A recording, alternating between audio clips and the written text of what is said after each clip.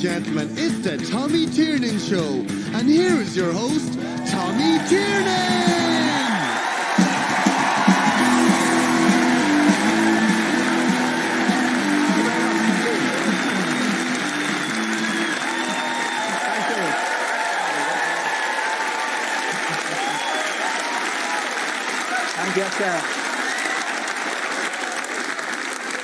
That's a lovely round of applause. Thank you very much. Thank you very much for watching at home. I hope you enjoy what's going to happen over the next hour or so. We have absolutely no idea. We would just horse into it, so. Yeah. Ladies and gentlemen, I want to hand you over to your MC for the evening, the beautiful Mr. Fred Cook. Thank you. Thank you so much. Well, Tommy, our first guest is Michael D. Higgins, President of Ireland!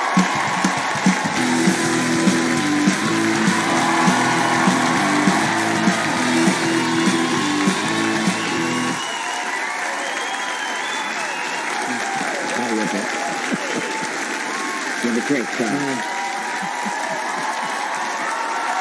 We'll sit down. Yeah. We could stand if you like. No, we'll sit.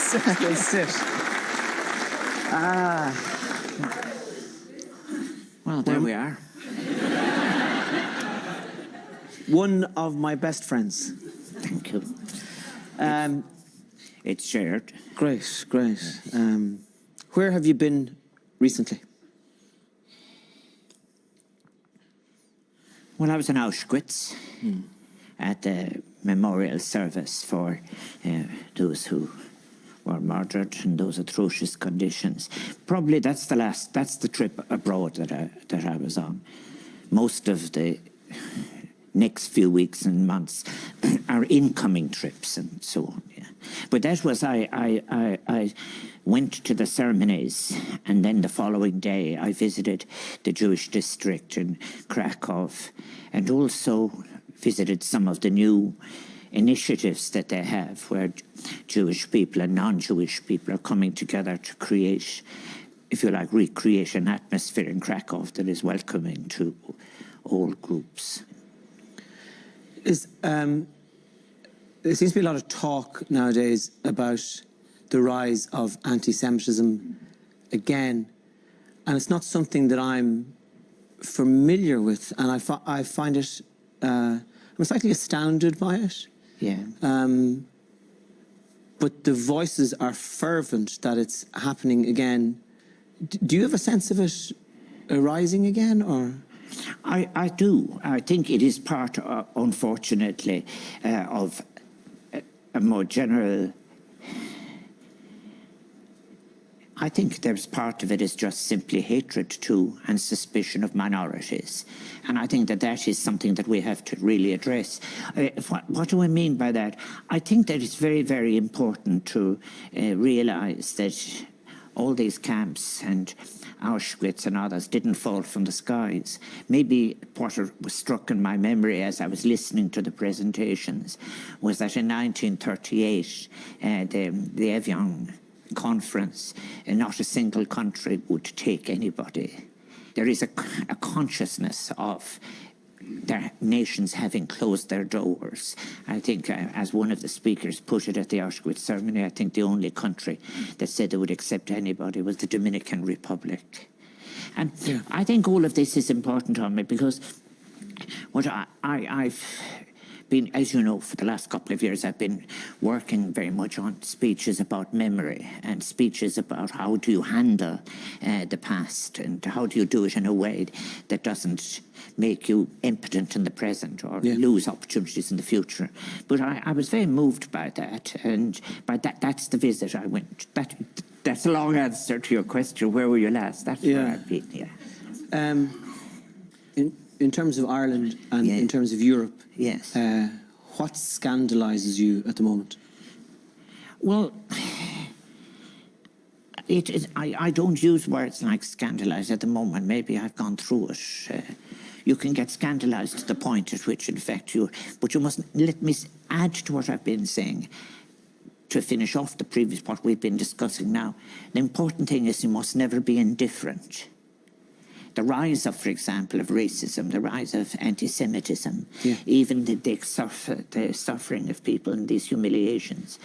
That the moral absolute is that how did it happen, for example, in relation to World War II, that you could have had these conferences years in advance, that you could see all of this coming. As one speaker put it, it didn't drop from the sky. Yeah. And the answer was people were indifferent. So you can't be indifferent again. I keep hoping in many, many ways is that after all the divisions and all of the failures, that there is a great opportunity to bring into existence a project that would be able to unite people who had divided on the basis of belief systems or faiths or nations in, for example, saving the planet, in relation to responding to climate change, in relation to sustainability. And what that means, therefore, how do you prepare for a world in which people will, for example, connect the economy to responsible relationship to nature, to the ecology, and also while you have global poverty, how do you bring these three together? That's what I do. I'm working, if you like, but it's a kind of an interesting peasant thing from the time I was in County a child, is that any time I loved books and work when I had the opportunity to be given them, but do you know yourself is that when something strikes you and you're mad to tell someone about it? Yeah. I was always very, no more than people would say. Are you walking around the hours now, waking Sabina? No, boring people. But one of them would think, no more than people in the old days, they would say about a new dance or anything like that. But it was any of these intellectual ideas in many cases. There isn't much point in just locking yourself in a cloister. I always had the urge. That's why I got involved in all these debates and rows and everything like that. If you go to the trouble of acquiring the knowledge, don't you want to share it? It's compulsion, yeah. It is, and even no one understands you. No, but even if well, you'll be surprised. Actually, they'll pretend sometimes they don't, you know, because they don't want to hear it properly. In terms of who's come to the country, so who's on their way? Yes, well, the President of Portugal is coming in May, so is the President of Germany. And then there may be some of the neighbours. Where are they now? But they're still talking to us, even if they have, in fact, discovered greatness again.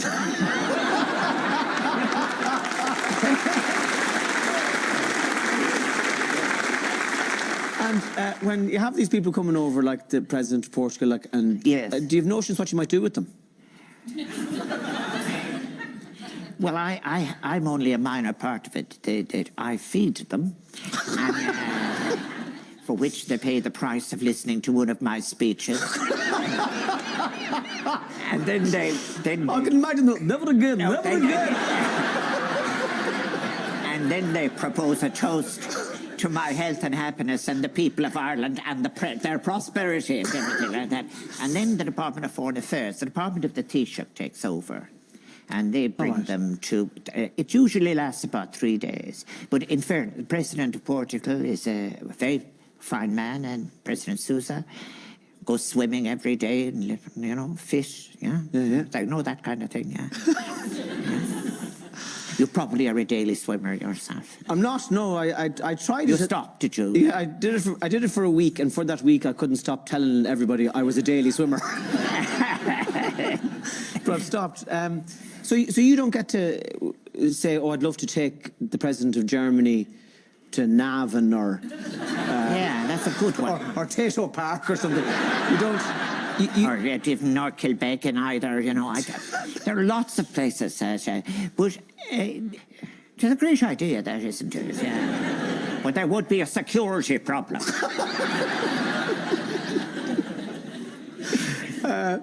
How's your body? Well, how does it look? I was supposed to say, grand, thank you. And yourself. But no, I'm fine. I have all these parts are moving and everything like that, you know.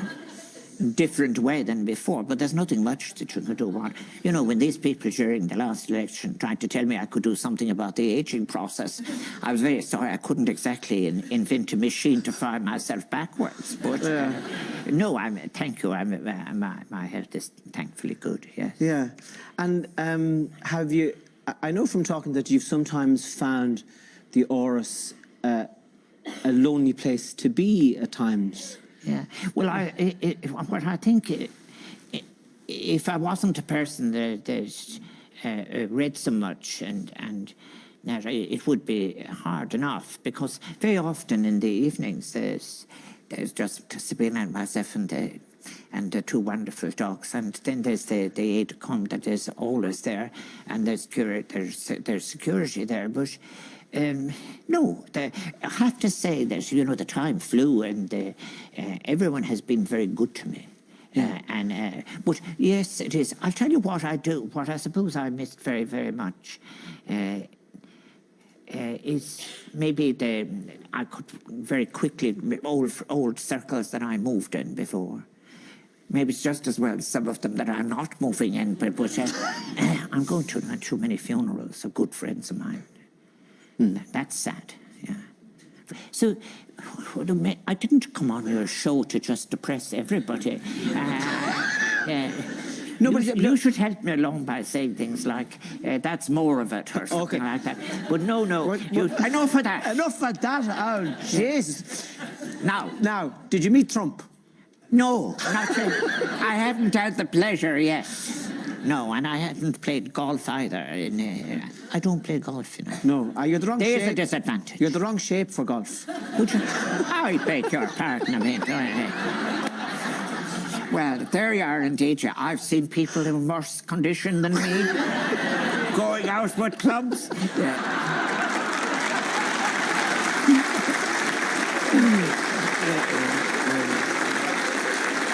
Anyway, there you are. Do you ever go back to Clare? Yes. And the home house and... Well, the home house is demolished now, but there's a house in its place that my nephew has built. I don't go down. I do go down. I went down not so long ago to visit my sister. She lives in Shannon, but in that house in Ballycar, there was, when I went there at the age of 5, my brother was 4, and I was reared by my aunt and uncle. My poem in one of the collections, Katie's song, is about that woman, wonderful woman. So it was, there was one room slated, and there was 2 rooms thatched, and everything was fine, really, while my uncle was able to. He had to farm, and then my aunt died, and but the other thing was repairing a thatched roof is something that requires a person, you know, to be and it deteriorated badly, and things went downhill from that. The thatched part of it fell in at one stage, and then my brother and my mother lived in one of those railway cottages where at the gates and just in Ballycar. And people sometimes say to me, was it as if it was some kind of great impoverishment or something. No, there were many, many wonderful positive things. To be reared on a farm, for example, and to know about cows and calves, and there was compulsory tillage. So therefore there was a lot of ploughing going on, and there was a lot of harvesting and things like that. And but it was by accident that I kind of came through education. I was when I did the leaving in 1960.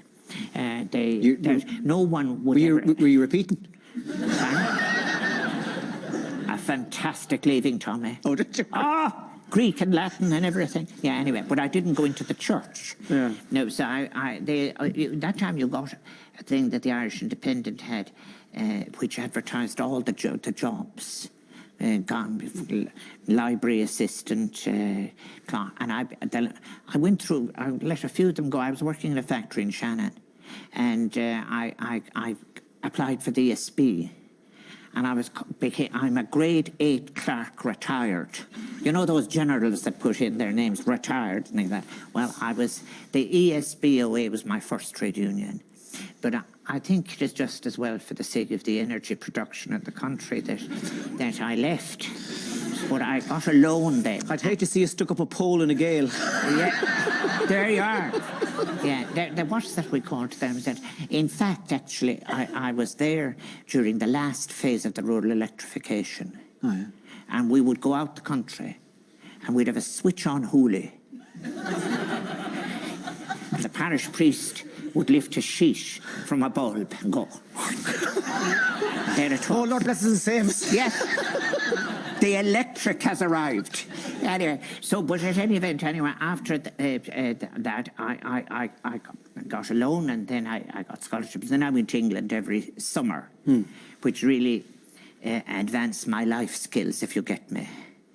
It was because I was live-in in a hotel and so forth. So as someone said to me about it all, you wouldn't die wondering.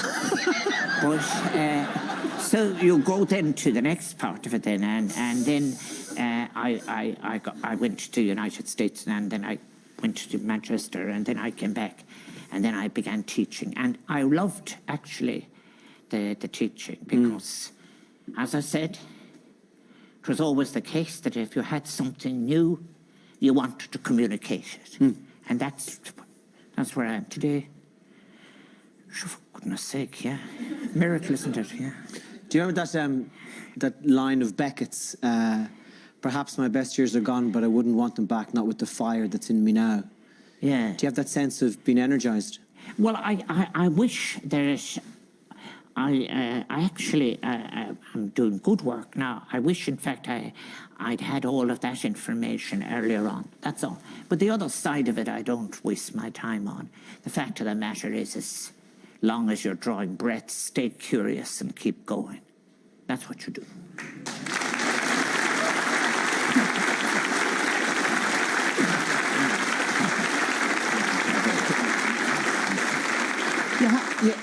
You have a remarkable mind. Like I'm amazed at your ability, almost irrespective of the subject I might bring up when we meet personally, of you having 33 theories about it. You just have a phenomenal intellect. Like you're shockingly well informed. Well, it was one of the things about words and books.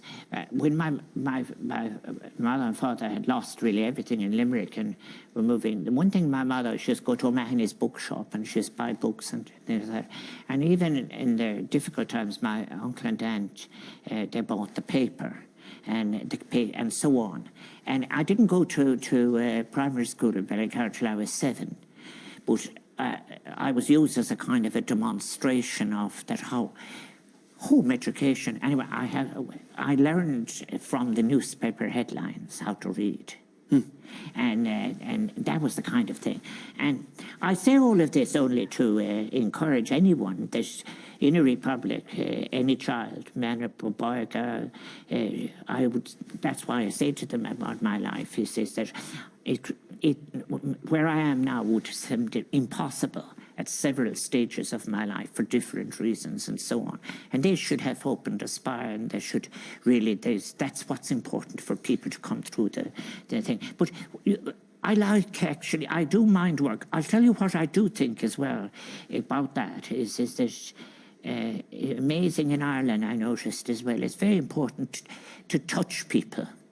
I remember, as I said, I was being reared separate from my two sisters, wonderful, when they immigrated to England at 20, but my sister now is 80 down in Shannon Catlin, with whom I have a very warm relationship still.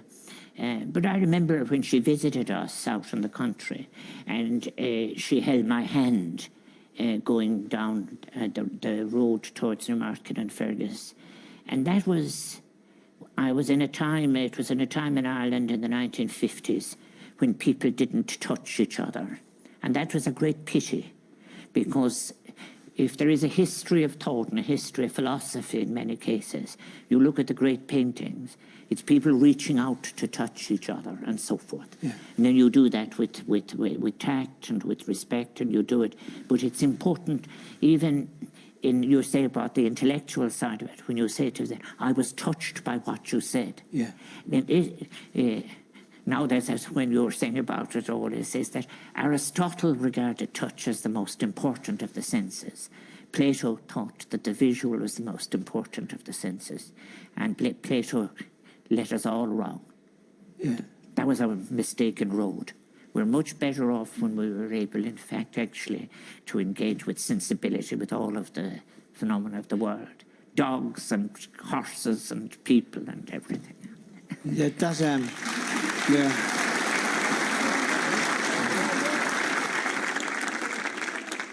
But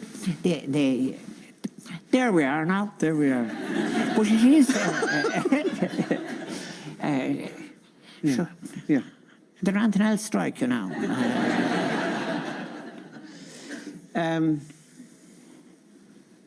That's great. You're good now. Well, we'll get contemplative. When will I see you again? Well, you know where I am.